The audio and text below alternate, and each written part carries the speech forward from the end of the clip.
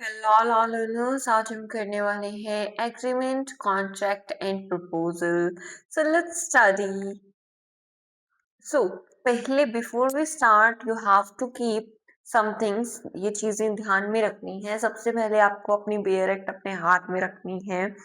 एक बॉटल हो जरूर पानी की आपके पास, और नोटिफिकेशंस को म्यूट कर दें। एक नोटबुक और राइटिंग स्टेशनरी जो भी चीज है आपके पास रखनी है। And we have to do active learning. ठीक है, एक्टिव लर्निंग आप नहीं करोगे तो आपका माइंड जो है वो रील स्क्रॉल कर करके जो ब्रेन रॉट मटेरियल है उसे कलेक्ट करने का आदी हो चुका है। एंड आपको एक्टिव लर्निंग करनी है ताकि आप इस कंटेंट को अच्छे से यूज कर सकें। देखो यूट्यूब पे फ्री ऑफ कॉस्ट बहुत चीजें अवेलेबल हैं, but we have to make sure कि हम अच्छी चीजें को क्या है मेमोरी में अपने डालें। सो ये देखो क्या है, let's dive into our discussions। पहले हम कोट देखते हैं। Sometimes not giving up is more important than winning। हम देखते हैं लिटिगेशन में काफी लोग क्या है बहुत बहुत जल्दी गिव अप कर देते हैं, क्योंकि उनके पास स्टाइपेंड नहीं मिल पाता या बहुत ऐसी इश्यूज आते हैं। तो it's sometimes not giving up is more important than winning. तो ये चीज हमें ध्यान रखना है। Hence don't quit, do it. तो हमें क्विट करना नहीं है, करते रहना है। Do it. ठीक है, don't quit, do it. Don't quit, do it. So let's dive into our discussion. सबसे पहले कॉन्ट्रैक्ट क्या होता है, एग्रीमेंट क्या होता है, प्रपोजल क्या होता है। सो एग्रीमेंट का मतलब है, एग्री का मतलब क्या होता है, यस। एग्रीमेंट मीन्स टू से यस, आई एग्री, यस, हाँ मेरी हाँ है, ठीक है, that is agreement. Now, when one agrees to do some work or not to do some work, that is agreement, है ना। डील, जैसे अपने कहते हैं ना, डील, तू मेरे लिए मैगी बना, मैं तेरे लिए कोल्ड ड्रिंक लाता हूँ, राइट। तो वो क्या हो जाता है, एक तरह की डील हो जाती है, दैट इज कॉल्ड एग्रीमेंट। कोई काम करना या ना करना का के लिए हम कोई एग्री करते हैं तो दैट इज एग्रीमेंट, ठीक है। इसके साथ साथ हमारा जो section 2 of Indian contract act 1872 है, वो डिफाइन करता है कि एवरी प्रॉमिस और set of promises forming the consideration for each other is an agreement. For example, promises, मैं तुम्हारे लिए मैगी बनाता हूँ, तुम मेरे लिए कोल्ड ड्रिंक लेके आओ, ठीक है। तो ये दोनों एक दूसरे के लिए क्या है, कंसिडरेशन है कि मेरे को कोल्ड ड्रिंक के बदले मैगी, मैगी के बदले क्या मिलेगा, कोल्ड ड्रिंक मिलेगा। So that is an agreement. तो एक बार और पढ़ते हैं। एवरी प्रॉमिस और set of promises forming the consideration for each other is an agreement, ठीक है।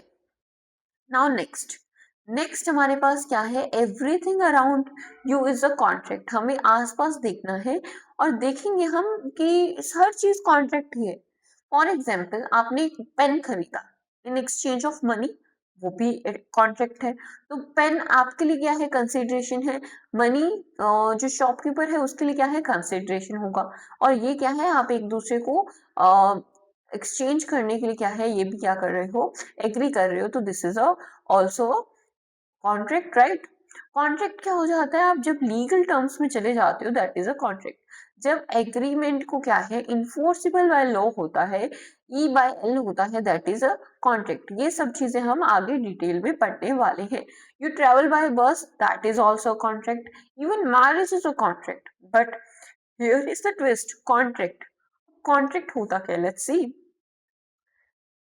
हमारे पास इंडियन कॉन्ट्रैक्ट एक्ट है, उसका सेक्शन नंबर 2H क्या बताता है, डिफाइन करता है, क्या डिफाइन करता है, an agreement enforceable by law is an contract. कहने का मतलब है कि जो कॉन्ट्रैक्ट है ना भैया, वो क्या है, एक तो एग्रीमेंट है, उसके साथ साथ क्या है, इन्फोर्सिबल बाय लॉ है।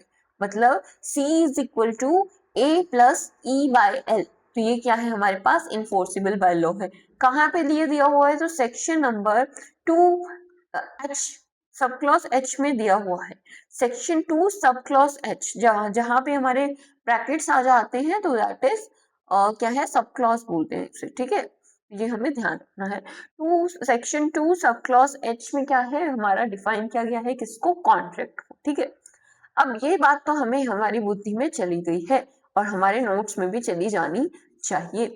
इसके बाद क्या है, thus the formation of the contract there must be, formation of contract जो है वो कैसी होनी चाहिए, तो इट शुड बी, दो चीजें होनी चाहिए फॉर्मेशन ऑफ कॉन्ट्रैक्ट के लिए। पहली बात तो एग्रीमेंट होना चाहिए, दूसरा क्या है, इन्फोर्सिबल बाय लॉ होना चाहिए। जो चीज मैंने आपको बताई, ठीक है, वही चीज है, घुमा फिरा के बताइए, है ना। तो एग्जाम में भी हमें क्या करना है, घुमा फिरा के लिखना है, ताकि हमें क्या है, ज्यादा नंबर मिल सके। अब आगे हम देखते हैं मोस्ट इंपॉर्टेंट सेक्शन जो है हमारे इंडियन कॉन्ट्रैक्ट एक्ट का, सेक्शन नंबर 10। अब सेक्शन नंबर 10 क्या है, बहुत ज्यादा अच्छी अच्छी 10 on 10 बात करता है। क्या बात करता है कि व्हाट एग्रीमेंट्स आर कॉन्ट्रैक्ट्स, कौन से एग्रीमेंट्स कॉन्ट्रैक्ट्स होते हैं। देखो क्या बताता है, पहले हम लिख पढ़ लेते हैं क्या लिखता है इसे।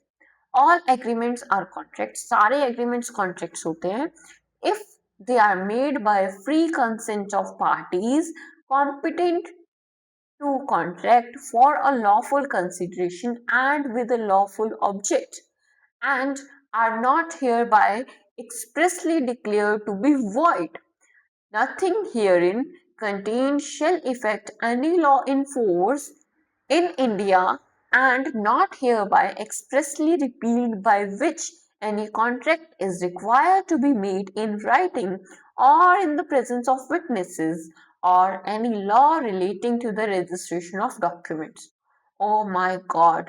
पूरी लाइफ पूरी लाइफ हमारी चली गई, 18 years के हो गए, आज से पहले इतना बड़ा हमने सेंटेंस, इतना बड़ा सेक्शन नहीं पढ़ा।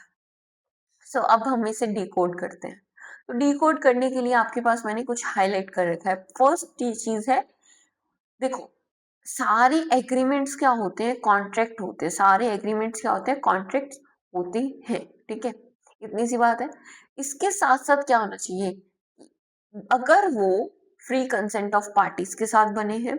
सेकंड क्या है, कॉम्पिटेंट टू कॉन्ट्रैक्ट है। थर्ड क्या है, लॉफुल कंसिडरेशन है। एंड फोर्थ क्या है, हमारे पास लॉफुल ऑब्जेक्टिव होना चाहिए, ठीक है। तो ये फोर हमारे पास क्या है, हमारे पास असेंशियल एलिमेंट्स ऑफ क्या है, कॉन्ट्रैक्ट है। तो ये चीज हमें ध्यान रखनी है। अब ये यूपीएससी का प्रीवियस ईयर क्वेश्चन है। क्या क्वेश्चन है, टॉपिक था nature and formation of contract या e contract. All the contracts are agreement but all the agreements are not contracts, 2020 का क्वेश्चन है, ठीक है। तो ये चीज हमें ध्यान रखनी है। क्या पूछ रहा है, इसी बात पे बोल रहा है कि सारे कॉन्ट्रैक्ट्स जो है वो एग्रीमेंट्स होते हैं, लेकिन सभी एग्रीमेंट्स कॉन्ट्रैक्ट्स नहीं होते। क्यों नहीं होते, क्यों नहीं होते, तो बहुत सिंपल सी बात है, ये जो फोर एलिमेंट्स मैंने बताए आपको बेसिक, ये चीज नहीं होती होगी, इसलिए नहीं हो पाते होंगे, राइट। तो ये जो सेक्शन जो है, सिर्फ इतना पढ़ने के बाद आप यूपीएससी तक का भी आंसर आप आराम से सॉल्व कर सकते हो। तो इस चीज का हमें क्या करना है, ध्यान रखना है। अब क्वेश्चन सवाल वही है कि व्हाट एग्रीमेंट्स आर कॉन्ट्रैक्ट्स। ये समझने के लिए कि भाई कुछ सारे एग्रीमेंट्स कॉन्ट्रैक्ट्स है, लेकिन सारे कॉन्ट्रैक्ट्स एग्रीमेंट नहीं है, इसके लिए आप कोई ये सिनेरियो इमेजिन करना। एक लड़की है, वो क्या कहती है कि मैं लड़कों के भी कपड़े पहन सकती हूँ, लड़की के भी पहन सकती हूँ, आई एम अ कॉन्ट्रैक्ट, मैं क्या हूँ, कॉन्ट्रैक्ट हूँ। अब बॉय है, वो लड़कियों के कपड़े थोड़ा ना पहनेगा। I wear, boy wear only, I am an agreement, तो मैं क्या हूँ, एग्रीमेंट। कहने का मतलब क्या है कि जो लड़का है वो सिर्फ लड़के के कपड़े पहनेगा, मतलब वो एग्रीमेंट है। लेकिन उसके साथ साथ एक्स्ट्रा में जो चीज है वो लड़की पहन सकते हैं, मतलब गर्ल गर्ल वियर पहन सकती है। तो वो क्या है, उस वो क्या है, कॉन्ट्रैक्ट है। मतलब गर्ल के पास क्या है, कुछ एक्स्ट्रा एडवांटेज है, मतलब कॉन्ट्रैक्ट के पास क्या है, कुछ एक्स्ट्रा एडवांटेज है। सो every contract is an agreement, but every agreement is not contract. Conditions क्या satisfy होती हैं, ये conditions to be satisfied है, there is some consideration for it, कुछ consideration होना चाहिए। then the parties are competent to contract, parties क्या है, competent to contract होने चाहिए। then consent क्या होनी चाहिए, free consent होनी चाहिए। एंड इसके साथ क्या है, जो ऑब्जेक्ट है वो क्या होना चाहिए, लॉफुल होना चाहिए। तो ये सब जो बेसिक कंडीशंस है वो फुलफिल होती हैं, तब ही एक एग्रीमेंट कॉन्ट्रैक्ट बनता है, अदरवाइज वो एग्रीमेंट ही रह जाता है। इतनी सी बात हमें पता होनी चाहिए। Now next is some legal maxims. Legal maxims, legal vocabulary के लिए मैंने अलग से भी एक प्लेलिस्ट बनाया है, तो you can go through, explore this that playlist. Okay, so अभी के लिए हम दो जो लीगल मैक्सिम्स है वो देखने वाले हैं। बोनाफाइड, बोनाफाइड का मतलब क्या होता है? गुड फेथ में। Second is consensus, consensus ad idem, it means meeting of the minds, मतलब जो मैं सोच रहा हूँ बाबू वो भी तुम सोच रहे हो ना, हाँ वही चीज है, तो वही है consensus of ad idem। ठीक है, तो ये चीजें आपको याद रखनी है, 2 to 1 मार्क्स में आती है एग्जाम में। नेक्स्ट, नेक्स्ट है, अब प्रपोजल पे आ गए। हमने एग्रीमेंट देख लिया, कॉन्ट्रैक्ट देख लिया, now third part is proposal. अब आपको एक बार वीडियो पॉज करना है, वाटर ड्रिंक करना है, then come back to this lecture, and then आपको दोबारा से स्टार्ट करना है। ओके, हो गया सब कुछ? Now your fresh mind is ready. अब हम प्रपोजल की बात करते हैं। प्रपोजल क्या होता है? वो प्रपोजल नहीं कि लड़का लड़की प्रपोजल कर रहे हैं, ना ना ना ना ना ना, लेकिन वैसा कुछ ही, ठीक है ना? तो अब इसमें क्या है, Indian contract act 1872 section 2 sub clause A क्या कहता है? प्रपोजल की बात करता है। Now, subclause 1A क्या कहता है? When one person signifies to other his willingness to do or to abstain from doing anything with a view of obtaining the assent of that other to such act or absence, he is said to make a proposal.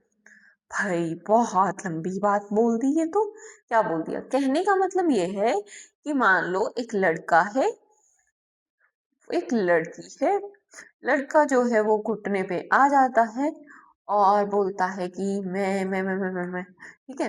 तो उसके बाद क्या है, it means कि इस person ने क्या है, सिग्निफाइज किया है, इशारा किया है, कि सिग्निफाइड साइन दिया है अपनी विलिंगनेस कि हाँ मैं तुमसे शादी करना चाहता हूँ, विलिंगनेस टू डू शादी, मतलब जो भी है, तो हाँ अपनी विलिंगनेस बताई है।